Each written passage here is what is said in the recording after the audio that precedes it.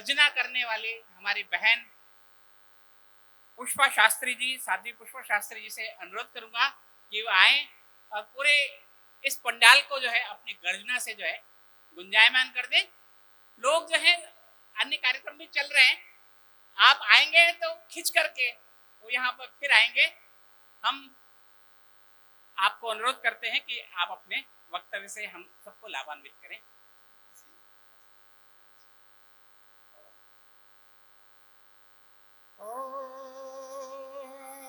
इंद्रं वर्धन्तु अप्सुरः गृण्वन्तो विश्वमार्यम् अपघ्नन्तो वरावणः जीवेम शरदः शतं शृणुयाम शरदः शतं प्रब्रवाम शरदः शतमदीनाशाम शरदः शतं भूयश्च शरदः शतात्। मान एवं सम्मान के योग्य अंतरराष्ट्रीय आर्य महासम्मेलन में पधारे हुए काषाय वस्त्रधारी अग्नि के समान जाज्वल्यमान संपूर्ण विश्व को रोशनी देने वाले संन्यस्त वृंद, समादरणीय विद्वत परिषद, भजनोपदेशक भाई बहन और दुनिया के कोने कोने से आए हुए ऋषि दयानंद के प्रति, आर्य समाज के प्रति सम्मान की भावना रखने वाले देवियों और सज्जनों, ये पूरी धरा साथ दे तो और बात है, पूरी धरा जो साथ दे तो और बात है, और प्रभु जरा भी साथ दे तो और बात है।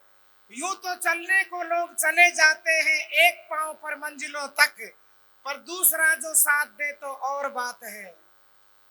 ये देश नहीं बनता है केवल भाषण वादे नारों से, और ना मैं यहाँ कोई भाषण देने के लिए आई हूं। हृदय की दो पीड़ाएं हैं आपके सामने रखना चाहती हूं कि देश नहीं बनता है केवल भाषण वादे नारों से, और देश नहीं बन सकता मंदिर मस्जिद और गुरुद्वारों से, देश नहीं बन सकता लंबी चौड़ी कोठी कारों से, और कोई देश नहीं बनता ऊंची बिल्डिंग महल मीनारों से। देश केवल बनता है अच्छे आचार विचारों से। Not gold but a perfect man and women can the nation great and strong. चिड़ियों के पंजों में कभी बाज नहीं होते, और कमजोरों के हाथों में कभी राज नहीं होते। चिड़ियों के पंजों में कभी बाज नहीं होते, और कमजोरों के हाथों में कभी राज नहीं होते। जो थक हार के जिंदगी में बैठ जाते हैं उनके पास कुछ भी हो सकता है, मगर विजय के ताज नहीं होते। परिंदों को मंजिल मिलेगी यकीनन जिनके फैले हुए पर बोलते हैं, और जमाने में जो लोग रहते हैं खामोश, दुनिया में उनके हुनर बोलते हैं। मातृशक्ति को सम्मान दिलाया है आर्य समाज ने, विश्व में मानवता का भाव जगाया है आर्य समाज ने, बहनों को महिलाओं को वेद ज्ञान दिया है आर्य समाज ने, जातिवाद का खंडन किया है आर्य समाज ने, मानवता का मंडन किया है आर्य समाज ने, गौ माता की रक्षा की है आर्य समाज ने, इस देश को आजाद करवाया है आर्य समाज ने, समग्र विश्व में मानवता का प्रचार प्रसार किया है आर्य समाज ने। आर्य समाज एक क्रांतिकारी आंदोलन का नाम है। आर्य समाज ऐसे भास्कर का नाम है जो अज्ञान के तिमिर को मिटाने की क्षमता रखता है। किसने सूनी मांगों को सिंदूर दिया, और किसने पाखंडों को चकनाचूर किया, किसने जग को संध्या की सहनाई दी, पंगु पंगु विश्व को नवंगड़ाई दी।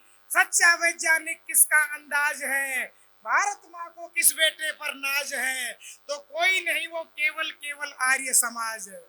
मैं तो अपनी बहनों से कहना चाहूंगी कि मेरे देश की बहनों तुमको देख रही दुनिया सारी, तुम पे बड़ी जिम्मेदारी।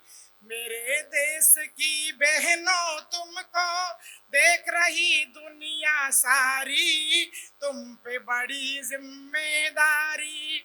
हर घर को तुम स्वर्ग बनाओ, हर आंगन को फुलवारी, तुम पे बड़ी जिम्मेदारी। तुम उस देश में जन्मी हो जिस देश में जन्मी थी सीता, तुम उस देश की बेटी हो जिस देश में गूंज रही गीता।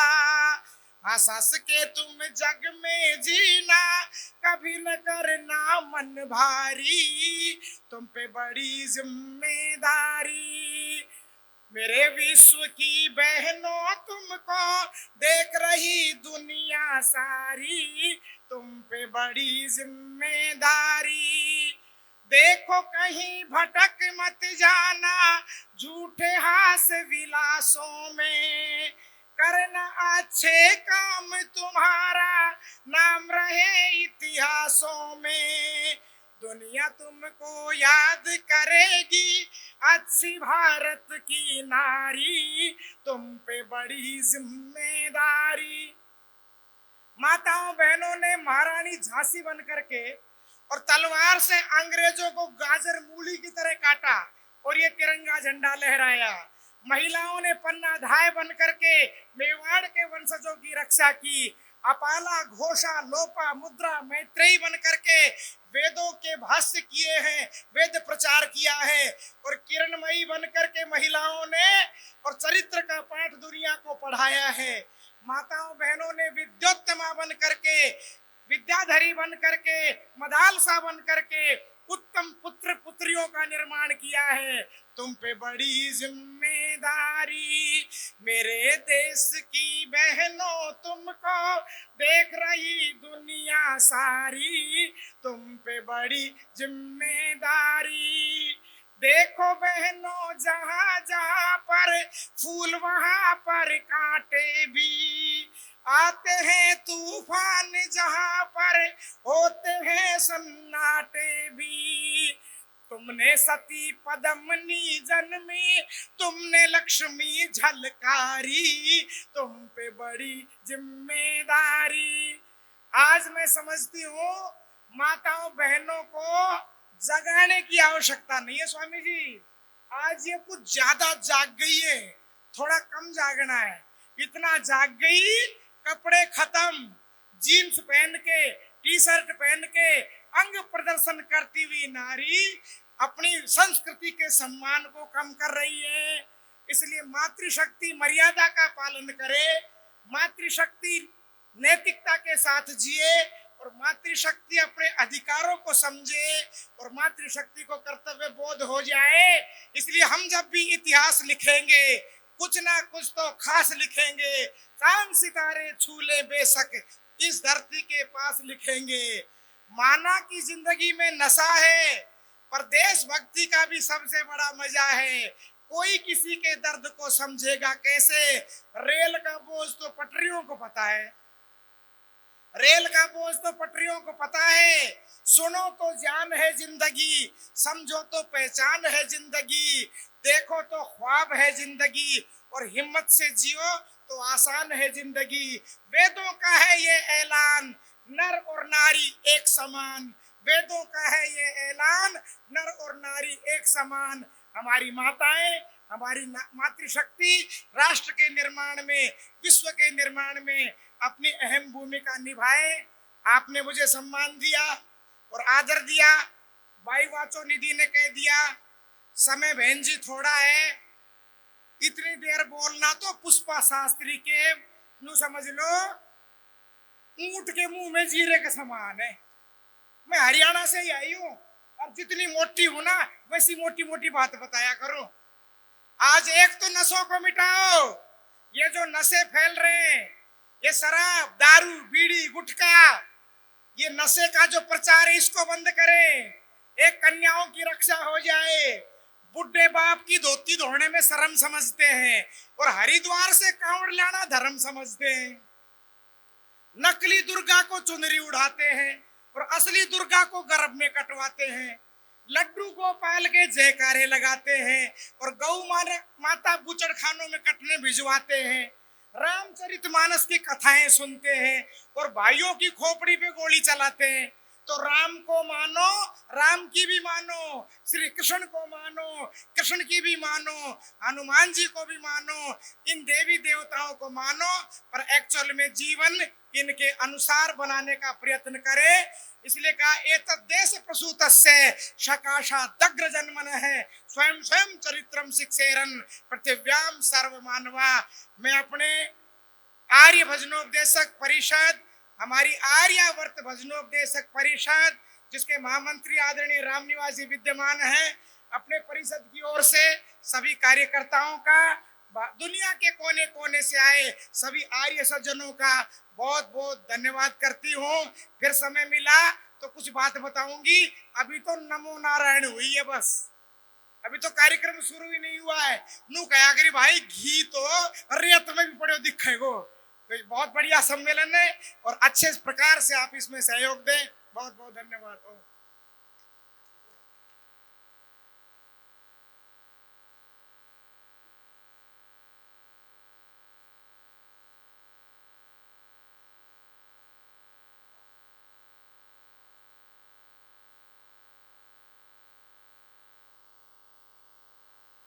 माननीय श्री सुरेंद्र खरब जी, जो सिविल जोन के अध्यक्ष हैं, चेयरमैन हैं, हमारे मध्य पधारे हैं। हम उनका अभिनंदन करते हैं, स्वागत करते हैं। योग दर्शन महर्षि पतंजलि द्वारा लिखित और उसके व्याख्याकार पूज्य स्वामी सत्यपति जी परिव्राजक रोजड़, उस पुस्तक का मराठी में अनुवाद सौभाग्यशाली सविता बलवंतराव जोशी जी ने किया है। मैं पूज्य स्वामी गोविंद गिरी महाराज जी से निवेदन करूंगा कि वे उस पुस्तक का अंतर्राष्ट्रीय आर्य महासम्मेलन 2018 में अपने हाथों से विमोचन करके उसको जो है सबको उपलब्ध करवाएं।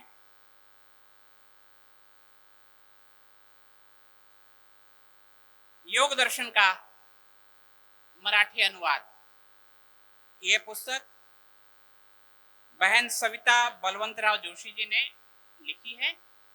उनके परिवारजन उपस्थित हैं और पुस्तक का विमोचन किया जा रहा है।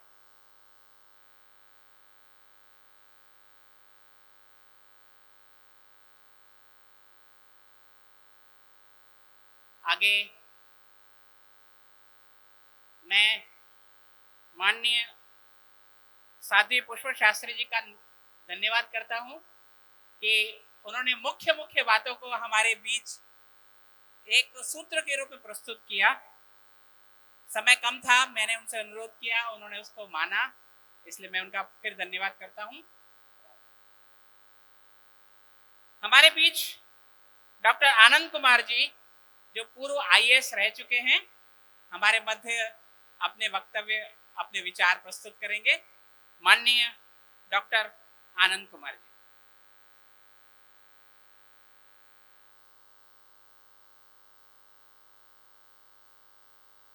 श्रद्धेय सन्यासी वृंद,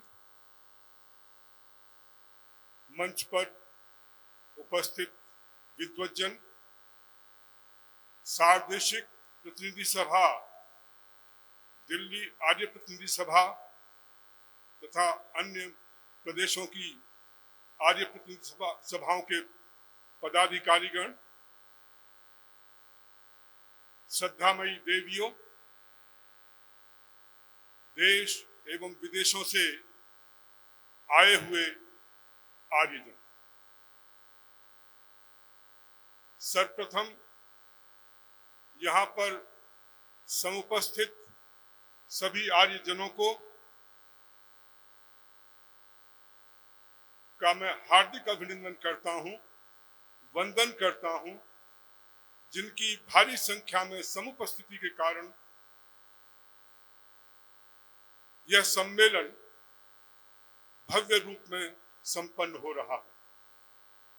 साथ ही इस सम्मेलन के सफल संयोजन, प्रबंधन एवं आयोजन के लिए सार्वदेशिक आर्य प्रतिनिधि सभा एवं दिल्ली आर्य प्रतिनिधि सभा के सभी पदाधिकारियों का एवं उनके सहयोगियों को बधाई देता हूं। विशेष रूप से श्री विनय आर्य जी और श्री धर्मपाल जी दोनों बधाई के पात्र हैं कि जिन्होंने परम पुरुषार्थ करके यह विशाल सम्मेलन इस रूप में आयोजित किया है। मित्रों, विश्व में वर्तमान में 3-4 प्रमुख सभ्यताओं में वैदिक सभ्यता सबसे प्राचीनतम है, ये हम बड़े गर्व के साथ उद्घोष कर सकते हैं।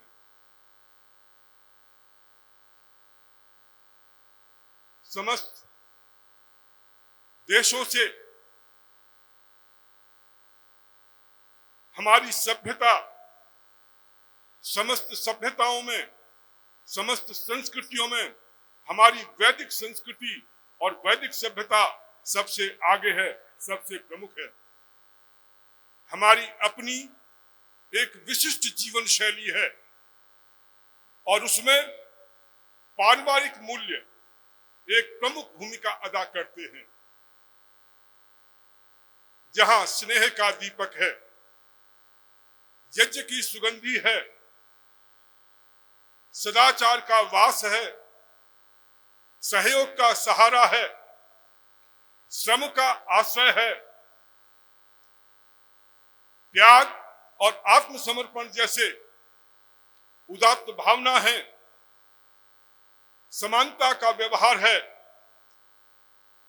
ये ऐसे जीवन मूल्य हैं जिनके कारण आर्यों का पारिवारिक जीवन दूसरों की अपेक्षा एक विशेष स्थान रखता है, एक विशिष्ट पहचान रखता है। हमने वैदिक ऋषियों से पूछा कि ऋषिवर, ये तो बताओ कि वैदिक धर्म के अनुसार आर्य परिवार कैसा होना चाहिए? ऋषि बोले, यत्रा सुहार्दः सुकृतो मदन्ति विहाय रोगम तन्वः स्वायः अश्लोण अंगै रहरुता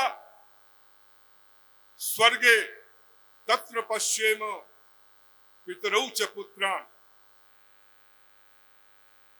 वेद के ऋषि कहते हैं गृहस्थाश्रम एक स्वर्ग है। कैसे स्वर्ग बनता है कि जहां पर माता पिता और संतानें एक दूसरे की देखभाल करती हैं, जहां पर पवित्र हृदय से सदाचरण का अच्छे कर्म करते हुए जहां पर पारिवारिक जन रहते हैं, जो ऐसी दिनचर्या को निभाते हैं जिसके कारण उन्हें कोई रोग न हो पाए, जो निरोग रहते हैं, जो ऐसा खान पान आहार विहार करते हैं कि उनके शरीर का पूरा विकास हो सके, और साथ ही ऐसा स्वर्ग जिसमें सभी लोग आनंदित रूप में रहते हैं, प्रसन्न रहते हैं, ये वैदिक स्वर्ग की कल्पना है और ये आर्य परिवार की कल्पना है। मित्रों, दुर्भाग्य से हमारे इस वैदिक स्वर्ग को और हमारे आर्य परिवार की कल्पना को, आदर्शों को पाश्चात्य सभ्यता के द्वारा कड़ी चुनौती दी जा रही है। अनेक देशों से लूटी गई अकूत संपदा के आधार पर समृद्ध बने ये देश विज्ञान और तकनीक के आधार पर अपनी श्रेष्ठता का दिग्दर्शन कराते हुए हमारे पारिवारिक मूल्यों को अनावश्यक और अप्रासंगिक बनाने को सिद्ध कर रहे हैं। उनका प्रयास है कि ये जो मूल्य हैं जिनकी हम चर्चा करते हैं, जो वैदिक मूल्य हैं जिनके आधार पर हम आर्य परिवार की स्थापना होती है, उन मूल्यों को अप्रासंगिक, निरर्थक बताने की कोशिश की जा रही है। मित्रों, बहुत आवश्यक है कि हम अपने मूल्यों को समझें और उन मूल्यों के आधार पर अपने जीवन को चलाने की कोशिश करें। महर्षि दयानंद ने सत्यार्थ प्रकाश में हमारे सामने एक व्यस्त जीवन का आदर्श प्रस्तुत किया है। वो कहते हैं कि जहां पर पति पत्नी से प्रसन्न रहता है, जहां पर पत्नी पति से प्रसन्न रहती है, वहां सौभाग्य ऐश्वर्य निवास करता है। जहां पर पति पत्नी के बीच परस्पर स्नेह का अभाव रहता है, प्रसन्नता का अभाव रहता है, वहां पर कलह, दुख, दारिद्र्य स्थायी रूप से निवास करता है। फिर आगे कहते हैं कि स्त्री के लिए पति पूज्य है, देव है, और पति के लिए पत्नी पूजनीय है, देवी है। ये महर्षि दयानंद कहते हैं।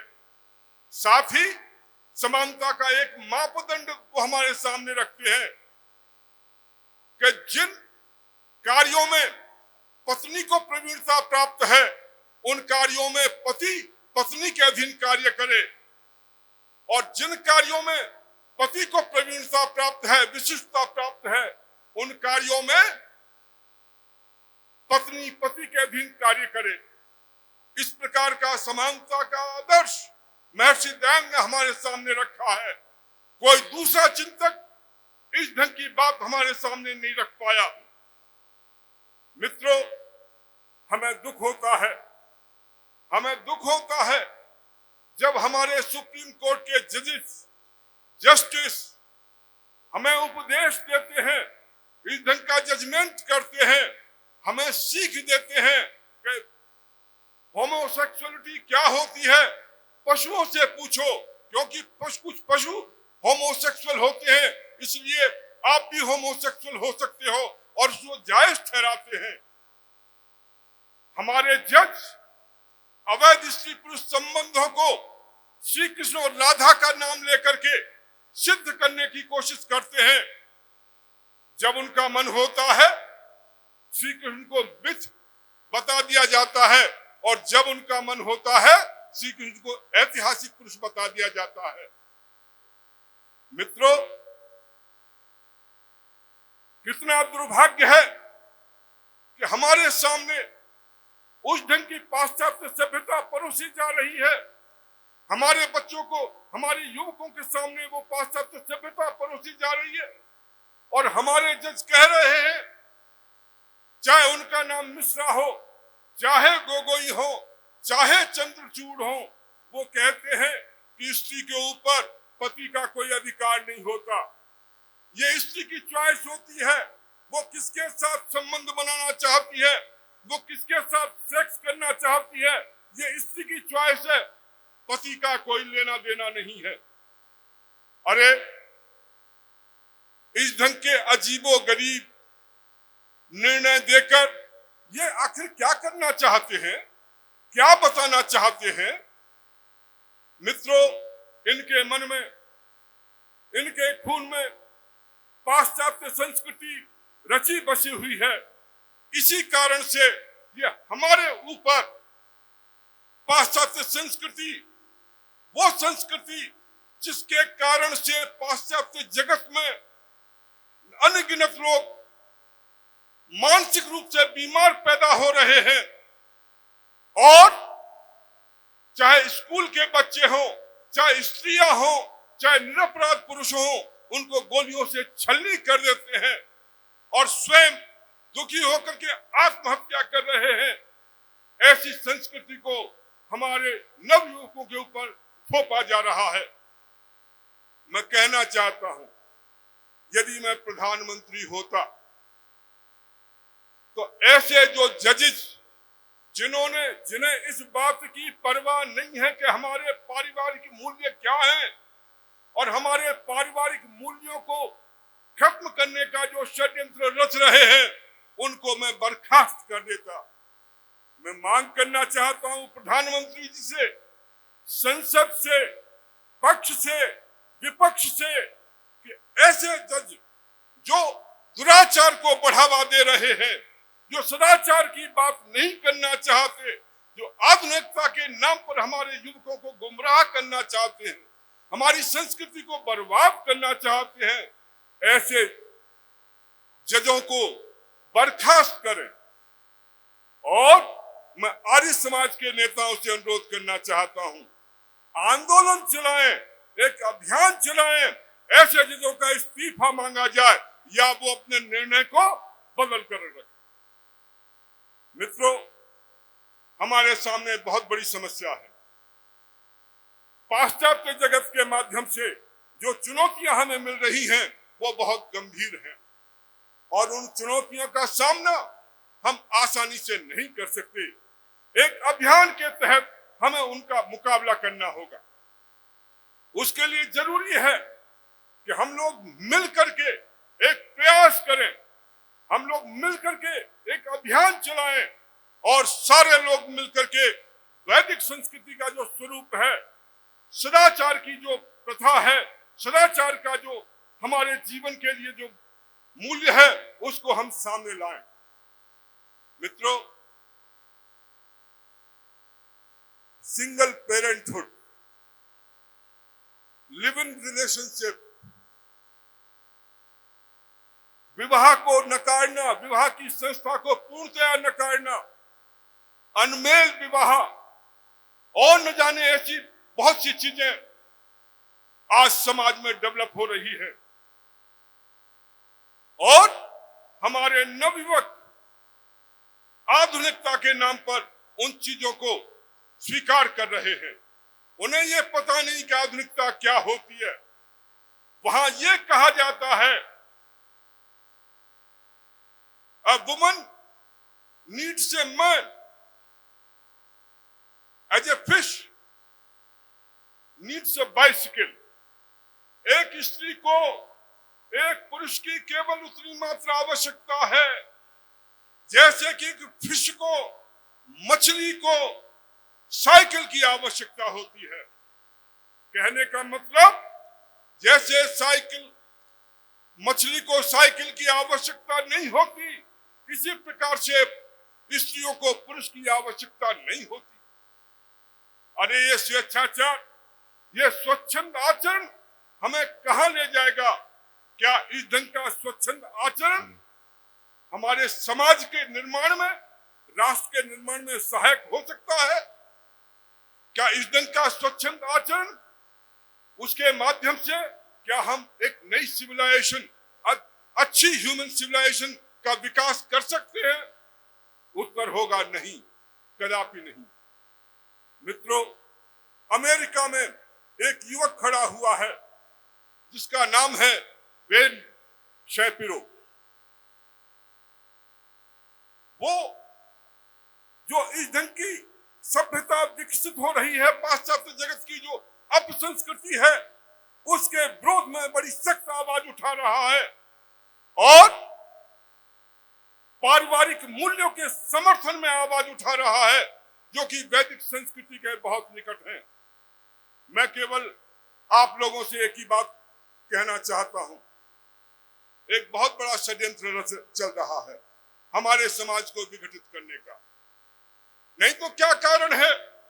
यह निर्णय होता है और निर्णय होने के बाद दिल्ली स्थित ब्रिटिश हाई कमिश्नर एक पार्टी देता है और उसमें उन लोगों को बुलाया जाता है जो कि इस संघर्ष में होमोसेक्सुअलिटी का सपोर्ट कर रहे थे, समलैंगिकता का सपोर्ट कर रहे थे। उन एनजीओस को, उन ऑर्गेनाइजेशन को बुलाया जाता है, उनको सम्मानित किया जाता है। मैं पूछना चाहता हूं, आखिर ब्रिटिश कमिश्नर को क्या आवश्यकता थी? मित्रों, बात बड़ी स्पष्ट है, षड्यंत्र चल रहा है। इसको निपटने के लिए हमें उतनी ही ज्यादा तैयारी की आवश्यकता है। और मैं कहना चाहता हूं आप लोगों से कि देखो, इसको केवल हम एक तरीके से निपट सकते हैं, वो है राज सत्ता को हथियाना। राज सत्ता यदि आपके पास होगी, आप अच्छी तरह से उससे निपट सकते हैं।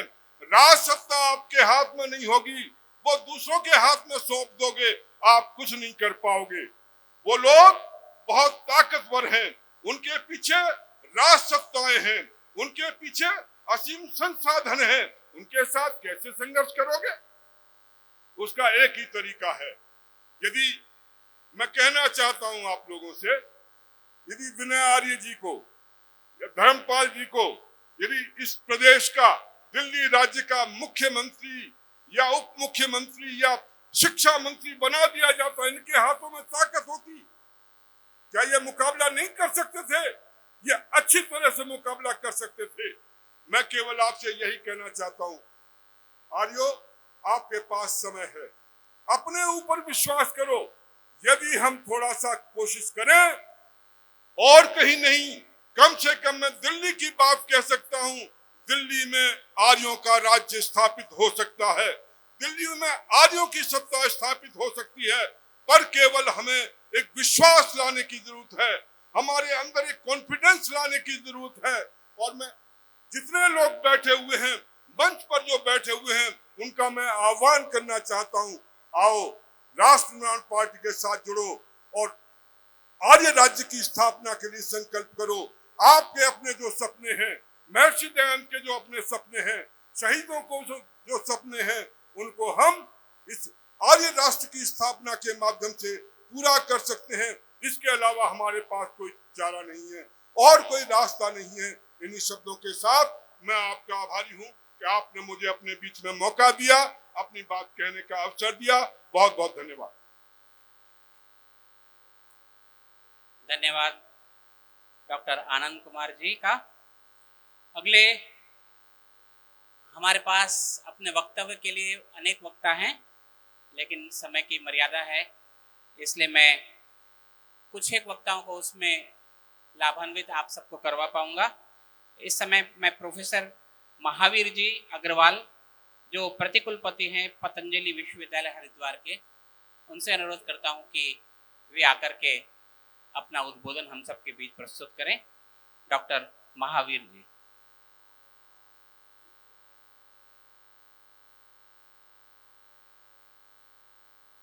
ओम त्वं हि नः पिता वसो त्वं माता शतक्रतु बभूविथ अथा ते सुम्नमीमहे।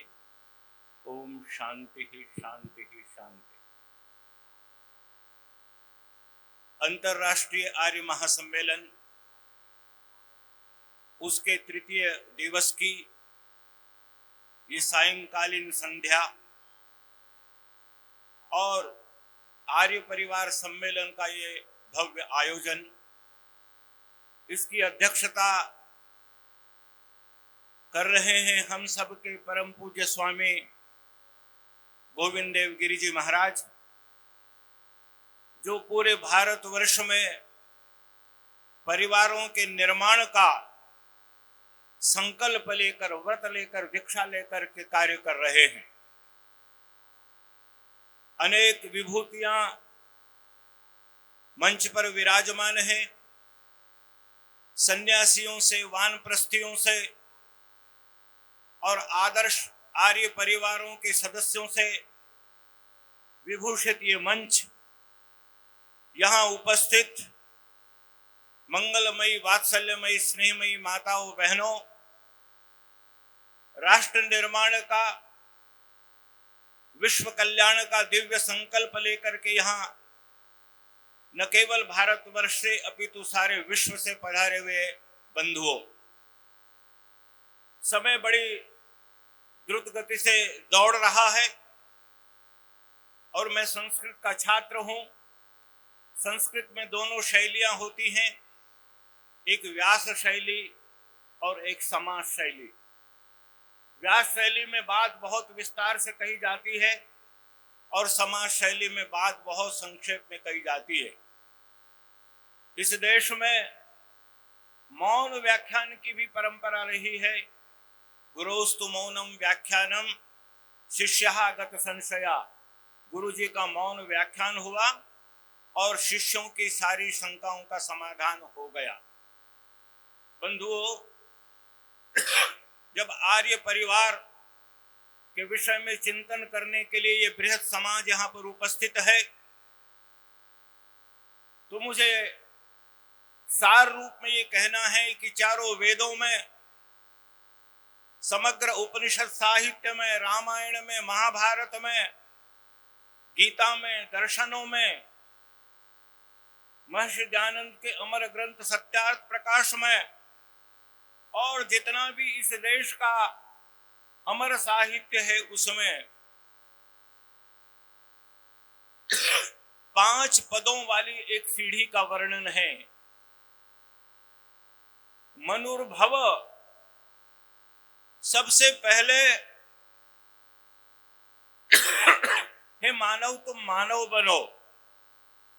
यहां से यात्रा प्रारंभ होती है और कृणवंतो विश्वमार्यम, सारे विश्व को आर्य बनाना, सारी धरती को स्वर्ग बनाना, दुनिया के जिस किसी भी कोने में रहने वाले मानवों के भीतर के देवत्व को जगाना, सारी दुनिया में प्रेम की गंगा को प्रवाहित करना। जिस दुनिया में लोग अन्यो अन्यम अभिहर्यता वत्सम जातम युवाग्न्या, जहां लोग एक दूसरे से इतना प्रेम करें जैसे गौ अपने सद्यः जात शिशु से प्रेम करती है। लेकिन इसका शुभारंभ व्यक्ति से होता है, मैं से होता है, तुम से होता है। जब तक अहम ठीक नहीं होगा, जब तक त्वम का निर्माण नहीं होगा, और इसीलिए वेद माता ने उपदेश दिया एक वचन में, तंतुम तनमन रजसो भानुमन्वेहि ज्योतिषमतः पथो रक्ष धिया कृतान अनुलबणम वयत जो गोपामपो मनुर्भव जनय दैव्यम जनम। हे मानव, सबसे पहले मानव बनो। और इसीलिए मनुस्मृति में मनु जी महाराज ने कहा, गृहस्थ जीवन में, पारिवारिक जीवन में, दाम्पत्य जीवन में प्रवेश करने का अधिकार किसका है? वेदान अधीत्य वेदौवा वेदम वापि यथाक्रमम अविलुप्त ब्रह्मचर्य गृहस्थाश्रमम आविशेत। यदि गृहस्थ को, परिवार को श्रेष्ठ बनाना है, महान बनाना है, सुखी परिवार बनाना है, स्वर्ग का धाम बनाना है, खुशियों का उपवन बनाना है, यदि उसको सजाना है, संवारना है, उसको सुगंधित करना है, तो कहा कि पहले ब्रह्मचर्य का, चरित्र का, संयम का पालन करते हुए, वेदों का अध्ययन करके, अपने दाम्पत्य जीवन के, गृहस्थ जीवन के दायित्वों को ठीक प्रकार से समझ करके जो व्यक्ति गृहस्थ आश्रम में प्रवेश करता है, वो अपने उस पारिवारिक जीवन को आदर्श बना देता है, सुखमय, मंगलमय, आनंदमय बना देता है। उसके बाद द्विवचन में बहुत सारे उपदेश दिए गए। विवाह की वेदी पर बहुत सारी प्रतिज्ञाएं की जाती हैं, बहुत सारे संकल्प लिए जाते हैं, बहुत सारे वचन बोले जाते हैं। कितनी महान है भारत की संस्कृति। वर और वधू विवाह की वेदी पर खड़े होकर उपस्थित जन समूह के सामने प्रतिज्ञा करते हैं, समापो हृदयानि नौ। आज से हम दोनों के हृदय एक दूसरे के साथ इस प्रकार से मिल जाए जैसे जल को जल में मिला दिया जाता है। और जिस समय अग्नि की परिक्रमा वर और वधू करते हैं, एक मंत्र बोला जाता है। वधू बोलती है, आयुष्मान अस्तु में पतिर एधनताम जातयो मम।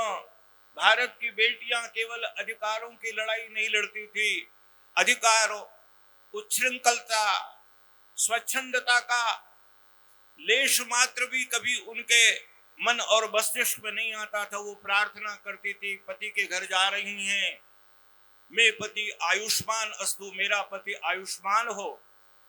एधनताम जातयो मम। और उसी वाक्य में, एक ही वाक्य में भगवान से दूसरी प्रार्थना कि मेरे भाई का घर, मेरा बाबुल का आंगन, मेरे माता पिता का घर भी सदा हरा भरा रहे, सदा खुशहाल रहे, धन धान्य से संपन्न रहे। ये है वैदिक संस्कृति। और इसीलिए कहा, बहुत छोटी सी पहचान बताई चाणक्य ने, कौन सा घर स्वर्ग है, कौन सा सुखी परिवार है, कौन सा आर्य परिवार है, किस परिवार को वैदिक परिवार कहा जाए, किस परिवार से प्रेरणा ली जाए। कहते हैं, न विप्रपादो दक पंकिलाने स्वाहा स्वधाकार विवर्जितानि, न वेद शास्त्र ध्वनि गर्जितानि, श्मशान तुल्यानि गृहाणितानि। जिस घर में विप्र पूज्य स्वामी जी जैसी दिव्य विभूतियों के आगमन के बाद उनके चरणों को प्रक्षालित करने से घर का आंगन कीचड़ से सन नहीं जाता है, जिस घर में स्वाहा और स्वधाकार नहीं होता है, जिस घर में वेद मंत्रों की ध्वनि नहीं गुंजायमान होती है, ऐसे घर श्मशान के समान है। और जिन घरों में नित्य प्रति विद्वानों का, अतिथियों का, महात्माओं का आगमन होता रहता है, उनका सम्मान होता है, जिस घर में प्रतिदिन स्वाहा और स्वधाकार होता है, इदन्न मम का उच्चारण होता है, जो घर वेद मंत्रों की ऋचाओं से, वेद मंत्रों की पावन ध्वनि से गुंजित होता रहता है, ऐसा घर स्वर्ग के समान है। ऐसे आर्य परिवार का निर्माण करने का संकल्प लेकर के हम आए हैं। जब तक पति और पत्नी में, पिता और पुत्र में, मुझे याद आता है काव्य प्रकाश के निर्माता आचार्य मम्मट ने अपने ग्रंथ के प्रारंभ में काव्य का प्रयोजन बताते हुए कहा है, काव्यम यशसे अर्थकृते व्यवहार विदे। तीसरा जो प्रयोजन बताया है, व्यवहार विदे, व्यवहार ज्ञान के लिए। और व्यवहार ज्ञान कहां से प्राप्त होगा, उसकी व्याख्या में लिखा, रामादिवत प्रवर्तितव्यम न रावणादिवत। राम आदि के समान हम आचरण करें, रावण के समान आचरण न करें। जिस घर में राम और लक्ष्मण आदर्श होंगे, जिस घर में राम और सीता आदर्श के रूप में हमेशा सम्मानित होती रहेंगी, जिस घर में भरत जैसे भाई होंगे, वो घर वास्तव में स्वर्ग होता है। बहुत अधिक कहने का समय नहीं है। ये विषय ऐसा है कि इस पर जितना चिंतन किया जाए, जितना कहा जाए, उतना कम है। आज हमारे परिवार बिखर रहे हैं, उजड़ रहे हैं। न जाने इस भारतवर्ष को कौन सा रोग लग गया है, इस आर्यावर्त में न जाने कौन सी विषैली हवाएं बहने लगी हैं। आओ आर्यो, इस अंतरराष्ट्रीय आर्य सम्मेलन के माध्यम से, इस आर्य परिवार सम्मेलन के माध्यम से हम संकल्प लेकर के जाएं कि हम अपने परिवारों को, अपने घरों को यज्ञ की सुरभि से, वेद मंत्रों की ध्वनि से, परस्पर दाम्पत्य जीवन को प्रेम से, विश्वास से सींचेंगे और उसी से समाज का निर्माण होगा, उसी से भारत का निर्माण होगा और वही अंत में चल करके क्रीडवंतो विश्वम आर्य में परिणत होगा। इन्हीं शब्दों के साथ परम पूज्य संतों के पावन चरणों में कोटि कोटि नमन करता हुआ और विद्वानों का अभिनंदन करता हुआ और जो अपने जीवन से आर्यत्व का संदेश दे रहे हैं, ऐसे आर्य नर नारियों को प्रणाम करते हुए मैं अपनी वाणी को विराम देता हूं। धन्यवाद।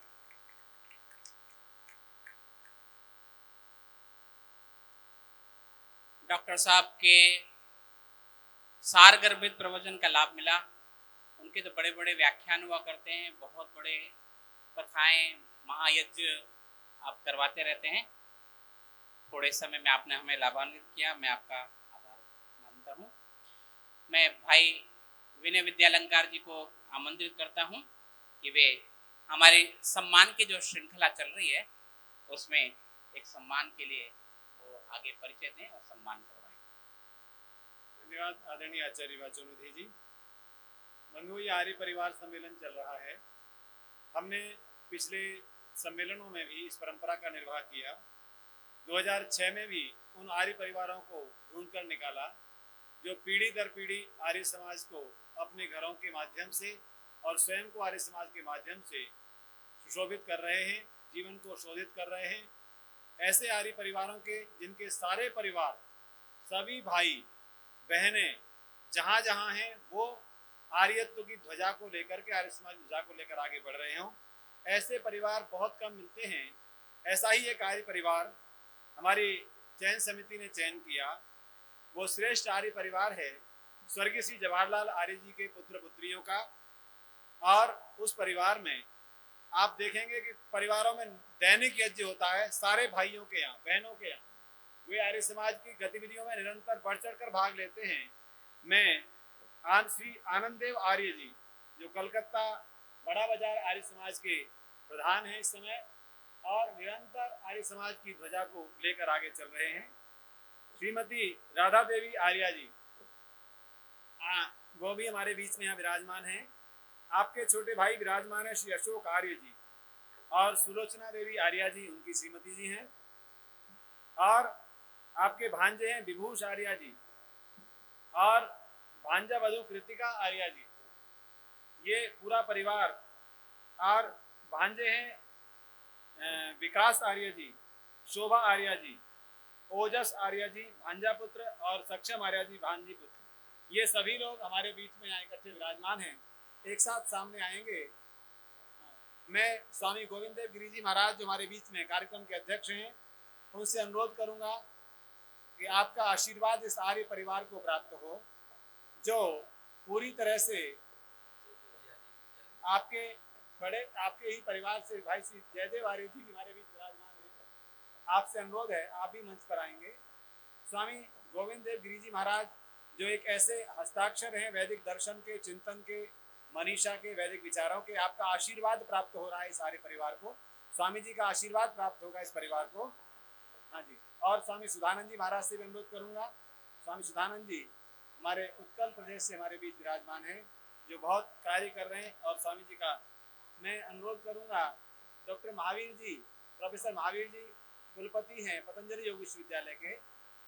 हाँ जी। और श्री सुरेंद्र आर्य जी, हाँ जी, इनको भी श्रीमती सुरेंद्र आर्य जी और बहन हमारी हाँ आशीष जी, शालिनी जी और श्री सुधा आर्या जी, ये सभी लोग आगे आएंगे। एक बार चित्र हो जाएगा और स्वामी जी का आशीर्वाद। आपकी बेटियां भी हमारे यहाँ बीच में हैं। सुरेंद्र आर्य जी की बेटी आगे आ जाएंगी। आनंद आर्य जी की बेटी का नाम हाँ जी अर्पणा जी हमारी आप आ गए। और ये ओम ध्वजा से स्वामी जी आशीर्वाद दे देंगे। ये पूरी परिवार श्रृंखला दोनों बेटियां आनंद जी की हमारे यहाँ विराजमान है जो अलग अलग क्षेत्रों में स्वामी जी महाराज का आशीर्वाद प्राप्त करें। आप गोविंद गिरी जी महाराज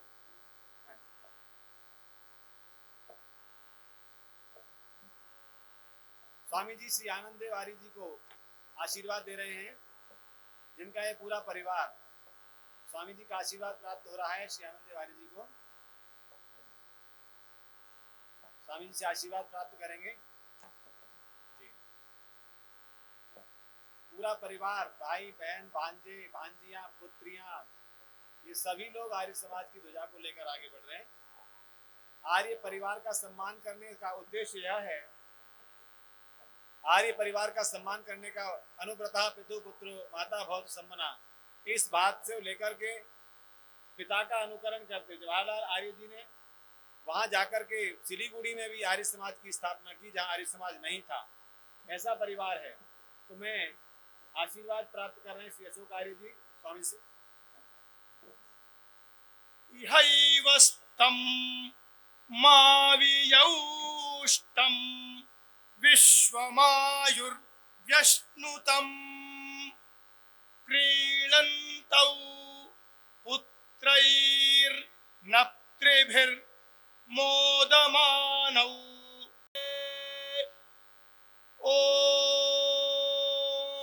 स्वस्ति अयं वैदिक कुटुंबः उत्तरोत्तरं वेद धर्मं प्रवर्धयताम्।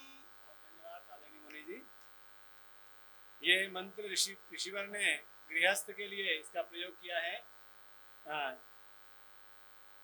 इस परिवार को सम्मानित करने का अभिप्राय यह है कि हमारे और आर्यजन भी जो यहाँ पधारे हैं वो प्रेरणा लेकर के जाएं कि हमें पूरे परिवार को आर्य संस्कारों से ओतप्रोत करना है, उनमें आर्य संस्कारों का आदान करना है परिवार में यज्ञ और संध्या का वातावरण बनाना है, जिससे कि आने वाली पीढ़ी के बच्चे भी उससे संस्कारों से शोधित हो सकें, संस्कारवान बन सकें।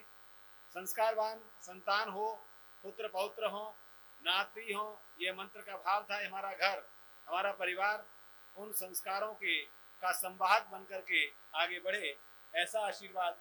और जैसा कि श्री आनंद आर्य जी स्वयं आशीर्वाद प्राप्त कर रहे हैं प्रोफेसर महावीर जी का, जब क्योंकि गुरु जी हमारे प्रोफेसर महावीर जी इस परिवार के ऐसे ब्रह्मा के रूप में आपका आशीर्वाद मिलता है पूरे परिवार को। डॉक्टर सोमदेव जी का मिलता है, और मुझे भी एक बार सौभाग्य मिला, पूरे परिवार 50-60 लोगों के परिवार का एक साथ संस्कार शिविर हमने सूरत में लगाया। इस परिवार के सारे भाई बहन सब मिलकर के वहाँ इकट्ठे हुए। तो ऐसा ये विशाल आर्य परिवार, एक बार करतल ध्वनि से हम इस परिवार का स्वागत करते हैं।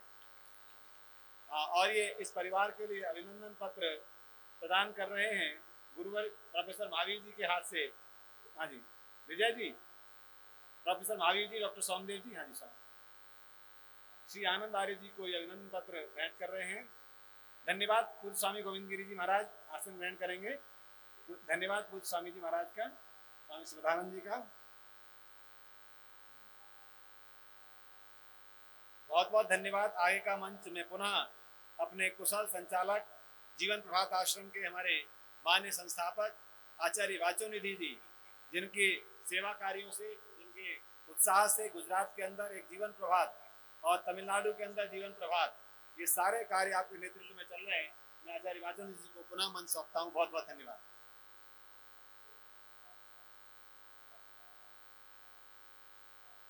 बहुत धन्यवाद।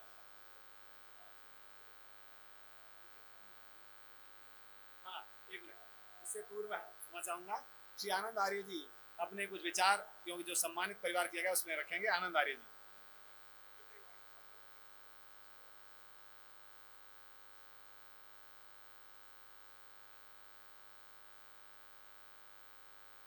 मंचस्थ उपस्थित विद्वज्जन, उपस्थित आर्यजनों, आदरणीय भाई जयदेव जी, आज ये हमारे परिवार का सम्मान, मैं ये कहूँ महर्षि दयानंद का, उनके विचारों का सम्मान है। और मैं आज ये बताने जाऊँगा कि आज हमारे परिवार का ये सम्मान होने की परिस्थिति कैसे पैदा हुई, क्यों हुई। मैं जब बच्चा था, वैसे तो हमारे परिवार में मेरे पूज्य ताऊ जी गोविंदराम जी आर्य पहले व्यक्ति थे जो आर्य समाजी बने और दयानंद के सिद्धांतों को ग्रहण किया। और उनका ये सौभाग्य था कि उनके दो लघु भ्राता थे, वो दोनों उनके साथ कंधा से मिलना मिला करके चले, जिससे कि वो आगे प्रगति करते चले गए और परिवार को आर्य समाज बनाने में वो सफल रहे। जब मैं बच्चा था तो मैंने देखा मेरे पिताजी बड़े दृढ़ विचारों के आर्य समाजी थे।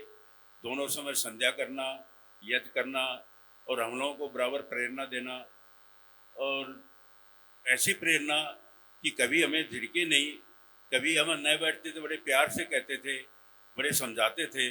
और हम सारे 5 भाई हैं, पांचों भाई वैदिक धर्म को बिल्कुल अपनाते चले गए। इसका सबसे बड़े कारण बताना चाहता हूँ कि आज हमारे परिवारों में आर्य समाजी बच्चे क्यों नहीं बन रहे हैं। उसका सबसे बड़ा कारण है कि विद्वानों को हम अपने परिवारों में बुलाने से हिचकते हैं। विद्वान हमारे परिवारों में नहीं आ रहे हैं, और विद्वान नहीं आने के कारण हमारी संतान नहीं बन रही है, हमारी आने वाली बहुएं नहीं बन रही हैं। जिससे क्या होता है कि हम तो आर्य समाजी हो गए, बड़ा काम किया, सब कुछ हो गया, लेकिन हमारे पीछे से फिर अंधेरा हो जाता है।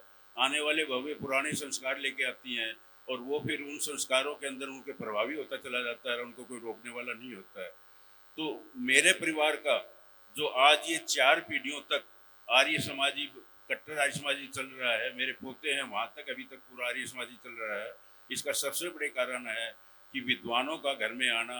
मेरे पिताजी बराबर बुलाते थे, जब भी उत्सव होता था, कुछ होता था, तब घर में विद्वान रहते थे।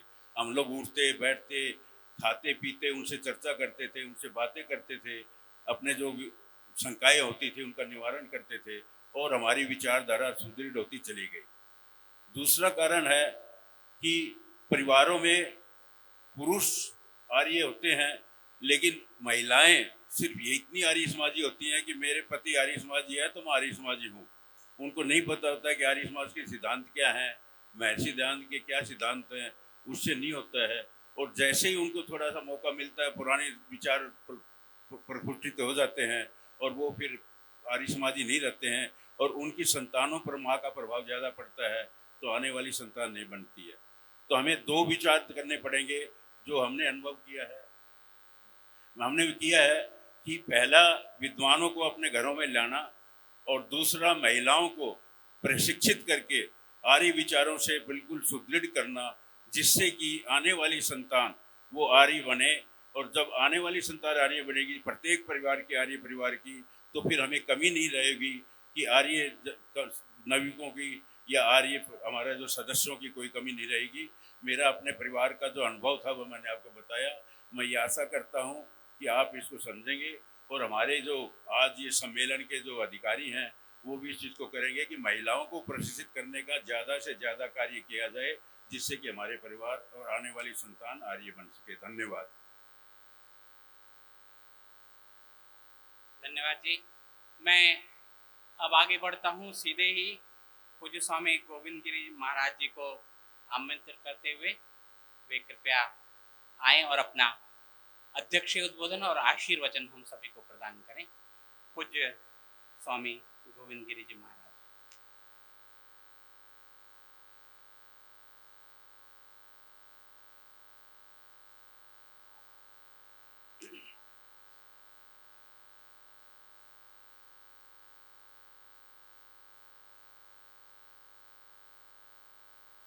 वर्णानाम् अर्थसंग्रहाणां रसानां छन्दसामपि मंगलानां च कर्तारौ वन्दे वाणी विनायकौ। नमामि सद्गुरुं शान्तं सच्चिदानंद विग्रहं पूर्ण ब्रह्म परानंदम् ईशम् आनंदी वल्लभम्। प्रपन्न पारिजाताय तोत्रवेत्रैकपाणये ज्ञानमुद्राय कृष्णाय गीतामृतदुहे नमः।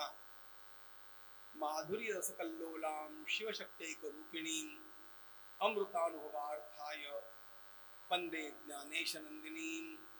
यस्य वेदमयी वाणी, यस्य देवमयी तनुः, यस्य ब्रह्ममयी दृष्टि, सगुरुः पातु मां सदा। आज इस अत्यंत रोमांचक क्षण में आर्य समाज के अंतरराष्ट्रीय महासम्मेलन में सहभागी होकर के मैं अत्यंत आनंद का अनुभव करता हूं। मूलतः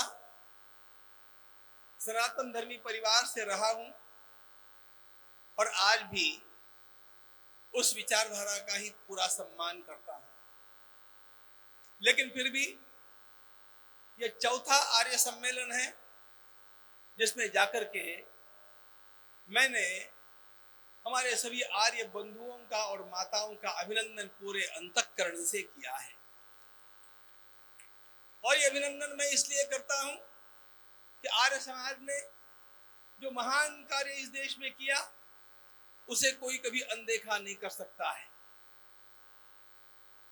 मुझे मेरा यह सौभाग्य था कि मैं जब 12-13 वर्ष का बालक रहा तब से सत्यार्थ प्रकाश देखने का और इन महापुरुषों की जीवनियों का पठन करने का मुझे अवसर मेरे परिवार में ही प्राप्त हो गया।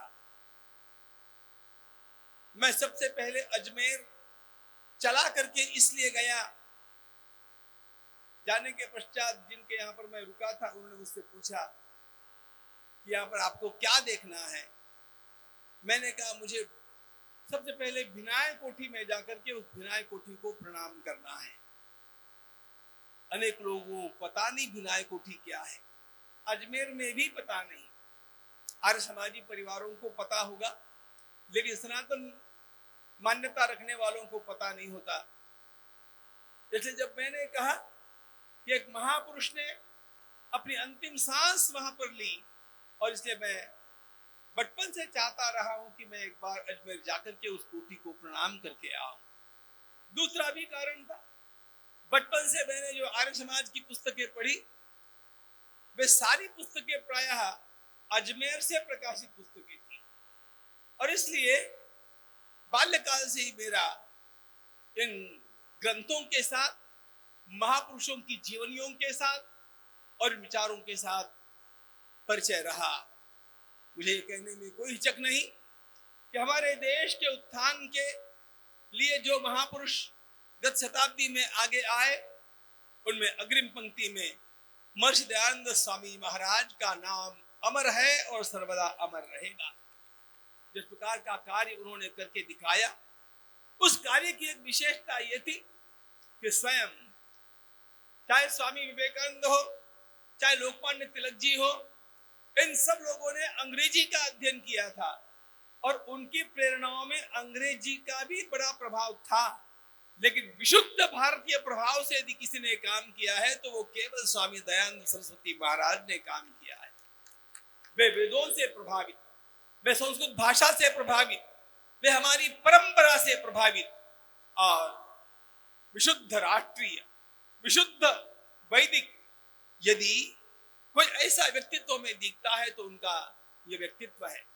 इसलिए मैं स्वयं इसलिए भी आर्य समाज के इन सम्मेलनों में जाते रहता हूं कि आर्य समाज के लोगों को यह कितनी दृष्टि है मुझे पता नहीं, लेकिन मुझे तो यह दृष्टि है कि हम लोगों का इस समय का जो समय है वो बटने का नहीं है, वो इकट्ठा होने का है, एकत्रित होने का है। संगच्छध्वम संवदध्वम संवो मनाउच जानताम। यदि वास्तव में हम वैदिक है तो हम लोगों को आज मिलकर के चलना होगा, क्योंकि आज हमारे राष्ट्र के ऊपर जितने आक्रमण हो रहे हैं वे आक्रमण छद्मवेश में हो रहे हैं और वे योजनाएं बना करके हो रहे हैं। श्रीमान आनंद जी ने बड़ी सुंदर बात कही थी, आज हमारे देश की अदालतें जिस प्रकार के निर्णय दे रही है तो आशंका होती है कि निर्णयों के पीछे कहीं कोई अंतरराष्ट्रीय षड्यंत्र न हो, क्योंकि इस प्रकार के निर्णय जो इस परंपरा के लिए किसी भी प्रकार से मिलते जुलते लगते नहीं, विपरीत लगते हैं, ऐसे निर्णयों को इस समाज के ऊपर थोप करके इस समाज को तोड़ना, इस समाज के घरों को तोड़ना, अगली पीढ़ी को नष्ट करना, ये सारा कुछ तो भी षड्यंत्र लगता है। और जब उन्होंने एक बात और कही कि निर्णयों के पश्चात तो एक बड़ी दावत दी गई, एक बड़ी फीस दी गई, तो यह संकट, यह संशय और भी गहरा बन जाता है। मित्रों, इस प्रकार के अनेक संकट हमारे समाज के ऊपर आज है। हमारे देश को जातियों में बांट करके, भाषाओं में बांट करके, संप्रदायों में बांट करके, आपस में लड़ा करके, हमारी परंपराओं के ऊपर कहीं कहीं आक्षेप उठा करके निरंतर कलहशील वातावरण में इस समाज को इसलिए रखा जा रहा है कि यह हिंदू समाज कभी बलवान न बने। लेकिन ध्यान रखना, अपने जीवन में एक व्रत का अवश्य पालन करना कि मैं अपने जीवन के रहते हुए हिंदू को कहीं पर भी बंटने नहीं दूंगा और हिंदू को टूटने और बिखरने कभी नहीं दूंगा। यह एक बात हम लोगों को हमारे महर्षि दयानंद सरस्वती महाराज ने अत्यंत अपना बलिदान देकर के भी सिखाई। इसलिए हमारे सर एक प्रकार के हो, सर में सर मिला करके हम बोलेंगे, कदम से कदम मिला करके हम चलेंगे और मिलकर के राष्ट्र का उत्थान के बिना नहीं रहेंगे। ये हमारा पहला विचार होना चाहिए। मित्रों, हमारा दूसरा विचार जो आवश्यक है, आप परिवार के सम्मेलन को कर रहे हैं, मैं राष्ट्र के परिवार का चिंतन करता हूं, क्योंकि ये राष्ट्र बचेगा तो बाकी सब कुछ बचेगा, और राष्ट्र को बचाना होगा तो कभी भी राजनीति की उपेक्षा मत करना, क्योंकि महाभारत का सिद्धांत है सर्वे धर्मा राजधर्म प्रधाना। राजधर्म बचेगा तो हमारा अस्तित्व बचेगा। आज सारे संसार की कुशक्तियों की एक मशक्कत चली है कि किसी भी प्रकार भारत में अस्थिरता आ जाए। भारत में स्थिरता आना इन लोगों के लिए संकट की घड़ी है, क्योंकि भारत बलवान बन गया। भारत यदि वास्तव में एक हो गया और बलवान बन गया तो संसार के सारे देशों से महान बनने में उसे कोई समय लगने वाला है नहीं। ध्यान रखना, कृण्वन्तो विश्वमार्यम, इस विश्व गुरु भारत का सपना हम अपने जीवन में साकार देखेंगे, ऐसा मुझे विश्वास है, यदि हम इसी प्रकार जगते रहें और लोगों को जगाते रहें। तीसरी अत्यंत महत्वपूर्ण बात, जिसका सूत्रपात अभी के एक भाषण में हो गया, हम अगली पीढ़ी के लिए क्या कर रहे हैं। हमारे विचार, तेजोमय विचार, पुरुषार्थमय विचार हम अगली पीढ़ी के बालकों को दे पा रहे हैं कि नहीं दे पा रहे हैं। यहाँ पर आकर के आपकी लिटमस टेस्ट है, यहाँ पर आकर के आपकी सच्ची परीक्षा है, क्योंकि हम अपने घरों में कितने भी तत्वनिष्ठ रहे, हमारा जीवन कितना भी संयम प्रधान रहा और धर्म प्रवण रहा, तब भी यदि ये संस्कार अगली पीढ़ी को नहीं दिए गए तो अपने आप ही हमारी सारी तेजस्विता पतली पड़ जाएगी, पुरुषार्थ नष्ट हो जाएगा और इसका परिणाम हमारे वे ऊंचे ऊंचे सपने भी ध्वस्त हो जाएंगे। इसलिए किसी भी प्रकार हमारे सारे संस्कार अगली पीढ़ी के बालकों को प्राप्त होने चाहिए और उन्हें इन संस्कारों को प्राप्त कराने के लिए थोड़ी संकीर्णताओं से हट करके भी हम लोगों को उनके भीतर उस ज्वाला को जलाना चाहिए, जो ज्वाला हमारे त्यागी महापुरुषों में जगी, जो ज्वाला सरदार भगत सिंह में जगी, जो स्वतंत्र वीर सावरकर जी में जगी, जो ज्वाला छत्रपति शिवाजी महाराज में थी। वो क्या ज्वाला थी? मेरे देश की भक्ति मुझे करनी है, मेरा राष्ट्र मुझे बचाना है, मेरे राष्ट्र की सेवा के लिए मुझे कुछ न कुछ अपने ओर से त्याग करना है। बच्चों को संयम सिखाने जाएंगे, बच्चों को मर्यादाएं सिखाने जाएंगे, ये सारी बातें तो ठीक है, लेकिन ये सारी बातें तब आती है जब एक महान लक्ष्य हमारे सामने होता है। एक महान लक्ष्य अपने आप हमारे जीवन को अनुशासित कर देता है। उस महान लक्ष्य का भान पुनः पुनः अपनी अगली पीढ़ी के बालकों को हमें देना होगा। और वो महान लक्ष्य क्या है? वो महान लक्ष्य निश्चित रूप से हमारा भारत समर्थ हो, हमारा भारत अखंड हो, अखंड भारत, समर्थ भारत, यह हमारा लक्ष्य होना चाहिए।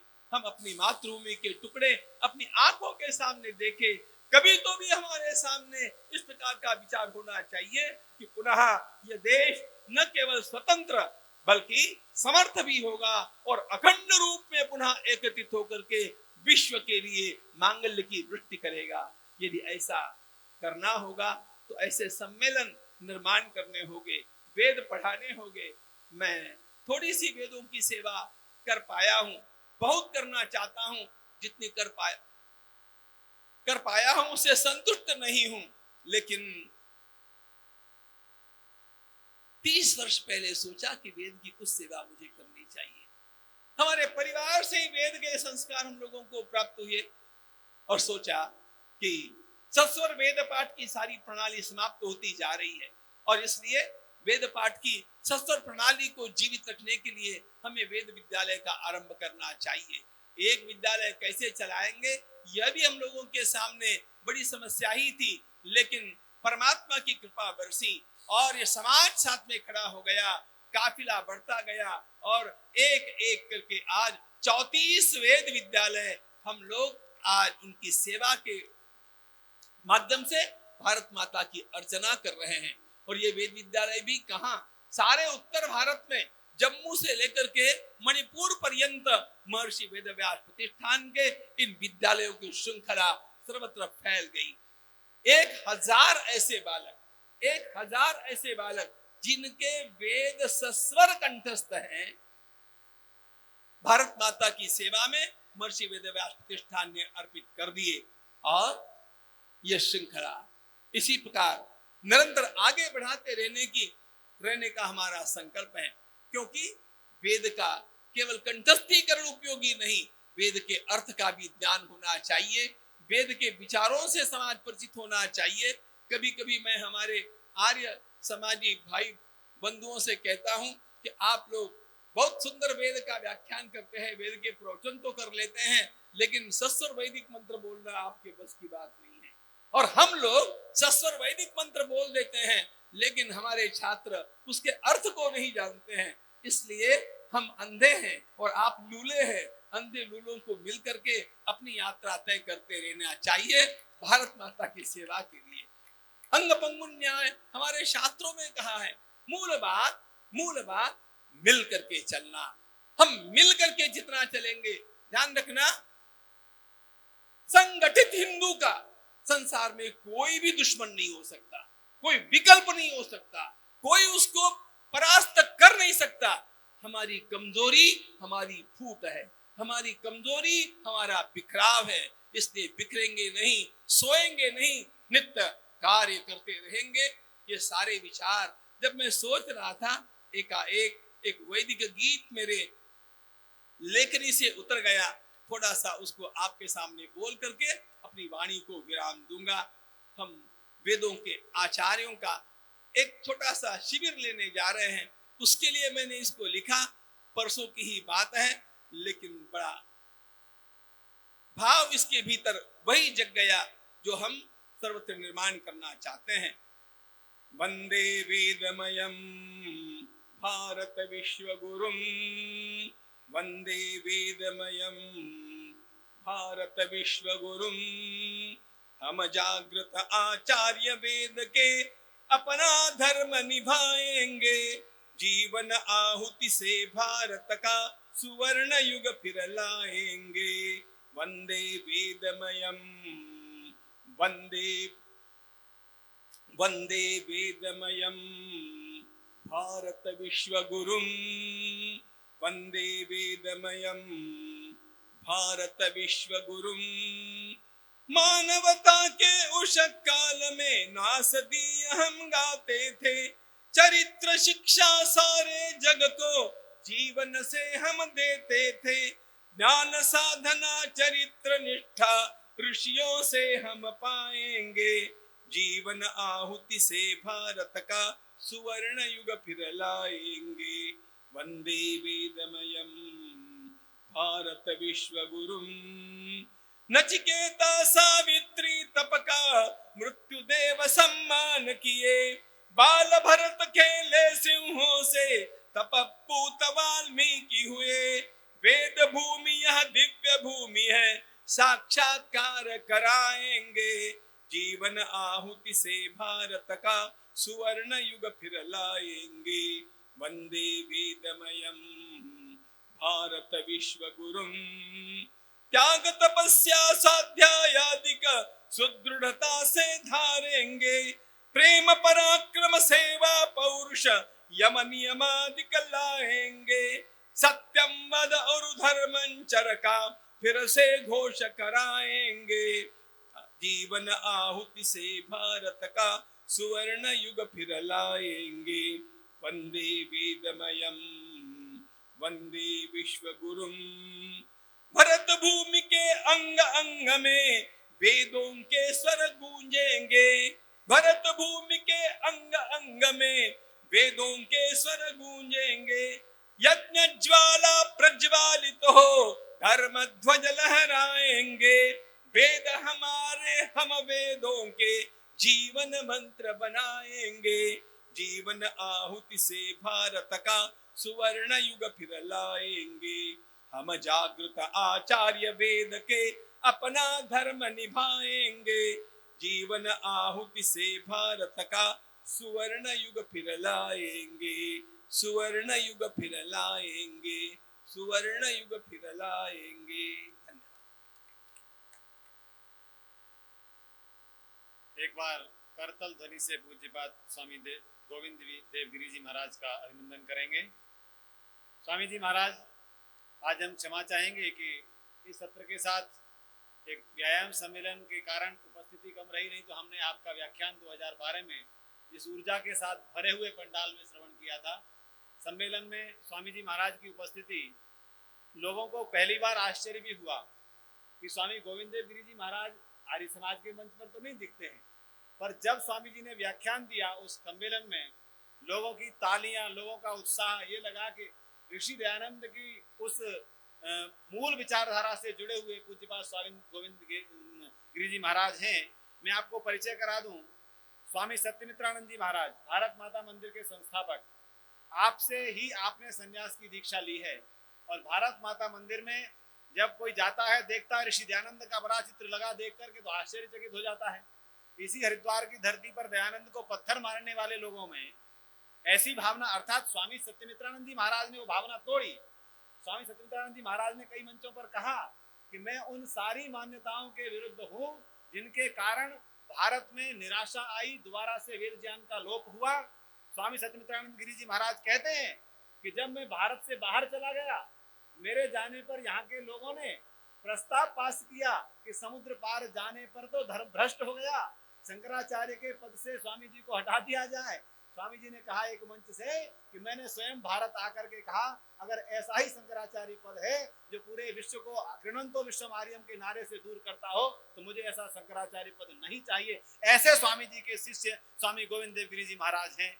मैं आपके वक्तव्य में जोड़ते हुए निवेदन करना चाहूंगा विनम्रता के साथ, आर्य समाज ने सदा से सनातन, सत्य सनातन वैदिक हिंदू धर्म की रक्षा के लिए कार्य किया है और परस्पर मिलकर के संगठित होकर के ही हम उन कार्यों को आगे बढ़ा सकते हैं। और हम हर एक सम्मेलन में, जैसा कि आज हम देख रहे हैं, हमारे सम्मेलन का उद्घाटन माननीय महामहिम राष्ट्रपति जी ने किया और आकर के सभी ने, अनेक राज्यों के राज्यपाल महोदय, केंद्रीय मंत्रीगण, सबने ये कहा कि ऋषि दयानंद के कारण हिंदू जाति सुरक्षित रही, ऋषि दयानंद के कारण हिंदू जाति पर होने वाले हमलों का उत्तर मिला। तो हमें गर्व है कि हम सब मिलकर के उस दुंदुभी को वेद की बजाएंगे। स्वामी जी महाराज 35 गुरुकुल चला रहे हैं, 35 गुरुकुल वेद की रक्षा के लिए गोविंद देव गिरी जी महाराज के द्वारा चलाए जा रहे हैं। और आपकी इस निष्ठा से हम चाहते हैं कि हम परस्पर मिलकर के, एक बहुत विनम्रता से अनुरोध और करूंगा, सस्वर वेद पाठ की परंपरा हमारे कई गुरुकुलों में, स्वामी जी कन्या गुरुकुल चोटीपुरा में, प्रभात आश्रम गुरुकुल में, आर्ष गुरुकुल एटा में हमने निरंतर चलाई हुई है और सस्वर वेद पाठी हमारे जाकर तैयार हो रहे हैं। और निश्चित रूप से वेद भाष्य की जो बात स्वामी जी ने कही है कि अर्थ नहीं जानते, यही बात हमारे बेंगलोर में बैठे हुए हमारे आचार्य सुधाकर जी ने कही थी कि जब मैं देखता हूं कि मेरे लोग वेद को स्मरण तो पूरा कर लेते हैं पर उनको अर्थ पता नहीं होता, और जब आर्य समाज के व्यक्ति को देखता हूं तो भले ही पूरा वेद कंठस्थ न हो पर जो मंत्र याद होता है उसका अर्थ पता होता है। तो सुधाकर जी ने कहा था कि मैं नतमस्तक हो जाता हूं। तो ऋषि दयानंद के अर्थ की आवश्यकता है, जिसके कारण वेद में विज्ञान, वेद में गणित, वेद में आयुर्वेद, वेद में भौतिक विज्ञान प्रतिष्ठित हो पा रहा है। और ये बात कल सुधांशु त्रिवेदी जी ने इस मंच से कही थी कि ऋषि दयानंद का भाष्य ने बताया कि वेद केवल धार्मिक ग्रंथ किस रूप में है, जहाँ वैदिक गणित भी है, वेद आयुर्वेद भी है, वैदिक विज्ञान भी है। दुनिया के किसी अन्य धर्म ग्रंथ में, चाहे वो बाइबल हो, कुरान हो, वहाँ आयुर्वेद नहीं मिलेगा, वहाँ भौतिक विज्ञान नहीं मिलेगा, वहाँ गणित नहीं मिलेगा। अगर मिलता है तो केवल वेद में मिलता है। ये प्रतिष्ठा की बात है। आइए हम वेद की प्रतिष्ठा को जन जन तक पहुंचाने का कार्य करें। मैं एक बार पुनः आर्य समाज की ओर से, आर्य सम्मेलन की ओर से पूज्यपाद स्वामी जी के चरणों में वंदन करता हूं और उनका अभिनंदन करते हुए निवेदन करता हूं कि आर्य समाज सदैव आपके साथ और हम सब मिलकर के इस हिंदू जाति को बचाएंगे। मैं सारंसी कार्य पत्नी सभा के उप मंत्री आदरणीय भाई वाचन आचार्य से अनुरोध करूंगा और प्रोफेसर महावीर अग्रवाल जी गुरु जी से कि आप पूज्यपाद स्वामी जी का शॉल उठा करके अभिनंदन करें सभा की ओर से। ओम ओम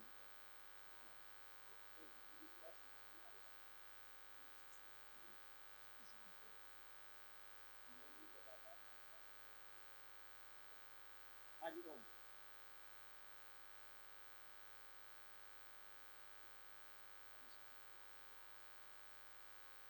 हमारे बीच में एक ऐसे ऊर्जावान युवा सन्यासी स्वामी सुधानंद जी महाराज, जो उत्कल प्रदेश में इतना कार्य कर रहे हैं, ईसाई मिशनरीज को चुनौती देते हुए उत्कल प्रदेश में, उड़ीसा में।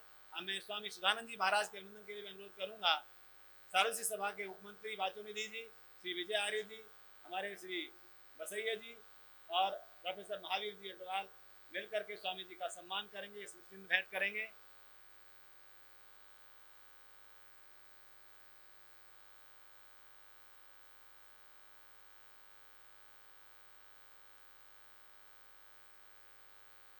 मैं इसी श्रृंखला में स्वामी गोविंद देव गिरी जी महाराज से और स्वामी सुधानंद जी से अनुरोध करूंगा। स्वामी गोविंद देव गिरी जी और स्वामी सुधानंद जी हमारे बीच में विराजमान प्रोफेसर महावीर जी अग्रवाल, प्रति कुलपति पतंजलि योग विश्वविद्यालय, पूर्व कुलपति उत्तराखंड संस्कृत विश्वविद्यालय, पूर्व उपाध्यक्ष संस्कृत अकादमी, आपका आशीर्वाद हमें मिला, इस सम्मेलन को मिला। स्वामी जी आशीर्वाद प्रदान करेंगे प्रोफेसर महावीर अग्रवाल जी को।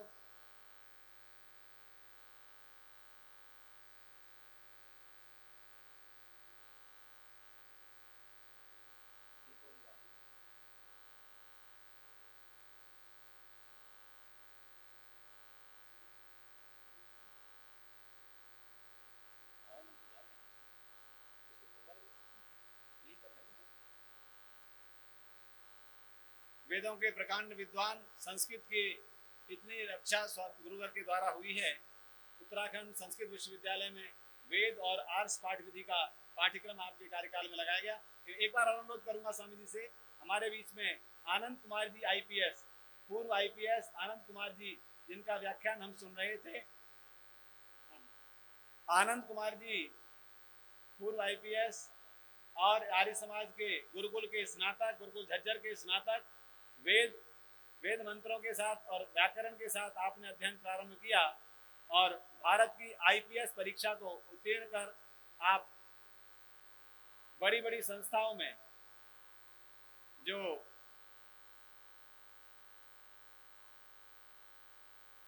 भारत की गुप्तचर विभाग है उससे आप सेवानिवृत्त हुए बड़े पद से। श्री आनंद कुमार जी आईपीएस। मैं सभी मंचासीन विद्वजनों का आभार व्यक्त करते हुए अब इस कार्यक्रम को समापन की ओर ले चलता हूं। हमारे बीच में अगला सम्मेलन जो प्रारंभ होना है, आर्य समाज के सेवा कार्य का सम्मेलन, और उसके लिए हमारे बीच में आदरणीय श्री सुरेश कुलकर्णी जी वनवासी सेवाश्रम संघ के हमारे दिल्ली के अध्यक्ष हमारे बीच विराजमान हो चुके हैं। आपका स्वागत करता हूं। और मैं स्वामी योग मुनि जी महाराष्ट्र के सभा के प्रधान हमारे बीच हैं, आपका अभिनंदन करता हूं। और स्वामी जी महाराज क्योंकि सभा के प्रधान भी हैं, कल तक रहेंगे, उस रूप में स्वामी जी का स्वागत सम्मान कर हम लोग करेंगे सभा के प्रधान के रूप में। तो स्वामी जी का बहुत बहुत धन्यवाद। मैं अगले सम्मेलन के संयोजक श्री वाचोनिधि आचार्य जी, सेवा कार्य सम्मेलन के संयोजक श्री वाचोनिधि आचार्य जी स्वयं हैं, वो इसको चलाएंगे। मैं एक बार पुनः मंच का धन्यवाद करता हूँ, सभी विद्वजनों का धन्यवाद करता हूँ। अब मैं मंच देता हूँ वाचोनिधि आचार्य जी को। हाँ, डॉक्टर देव शर्मा जी वेदालंकार, हमारे बीच हैं। तो आपका आर्य परिवार सम्मेलन में व्याख्यान होना था, मैं निवेदन करूंगा अपने विचारों से लाभत कराएं। डॉक्टर देव शर्मा जी वेदालंकार।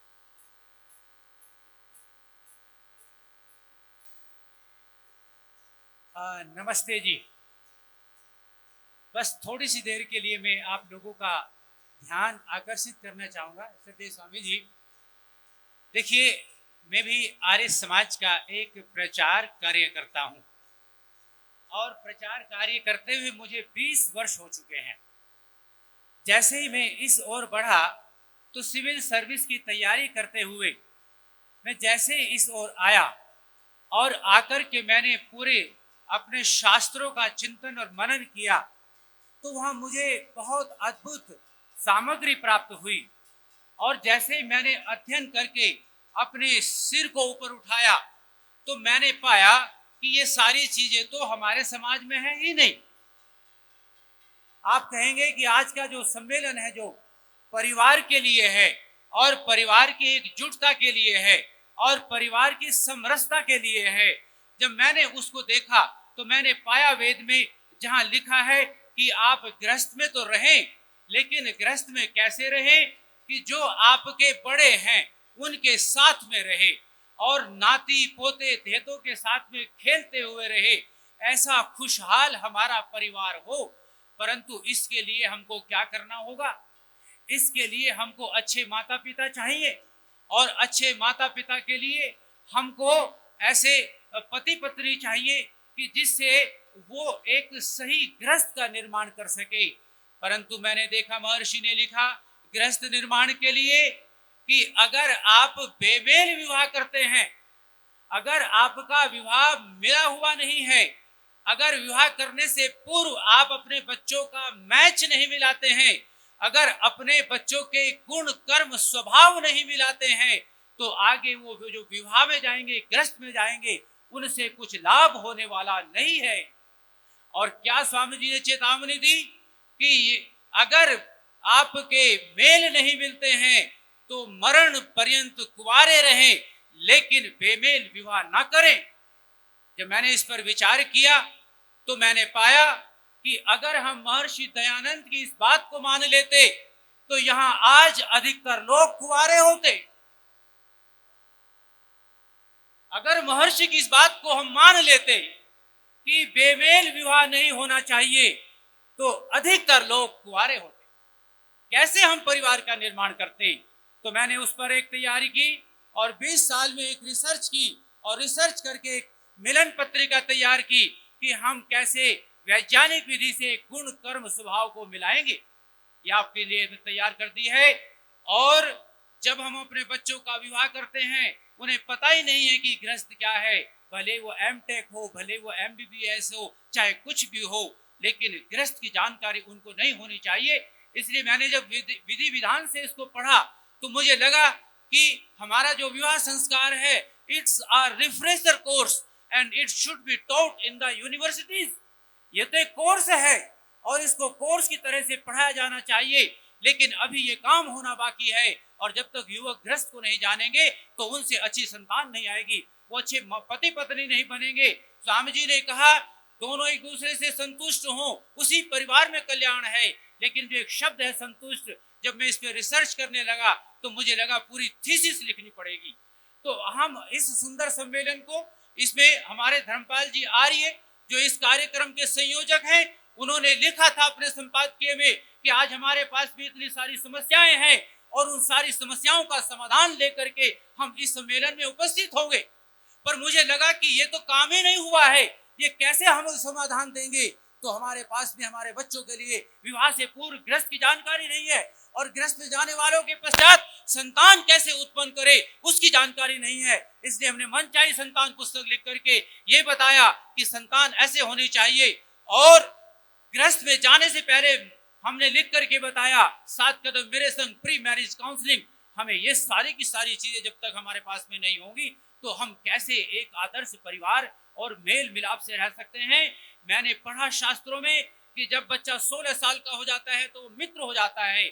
और मित्र की परिभाषा क्या है कि हम सब लोग अपने, जब बच्चा आपत्ति में उसका साथ ना छोड़े और उसकी कमियां ना बोले।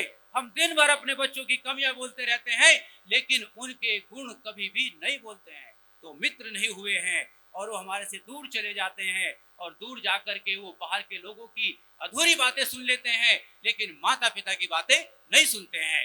तो ये बहुत सुंदर हमारा संस्कार विधि के द्वारा, सत्यार्थ प्रकाश के द्वारा एक बहुत सुंदर कार्यक्रम है परिवार निर्माण का।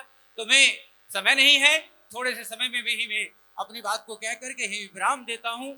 ये सारी की सारी चीजें आपको मेरे स्टॉल पर, जहाँ मैंने हजारों लोगों को इस शिक्षा को दिया है, 618 नंबर स्टॉल पर आपको उपलब्ध होगी।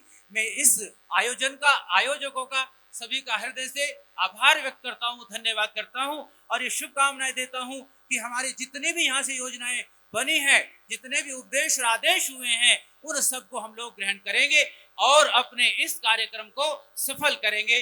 धन्यवाद। ओम शांति शांति।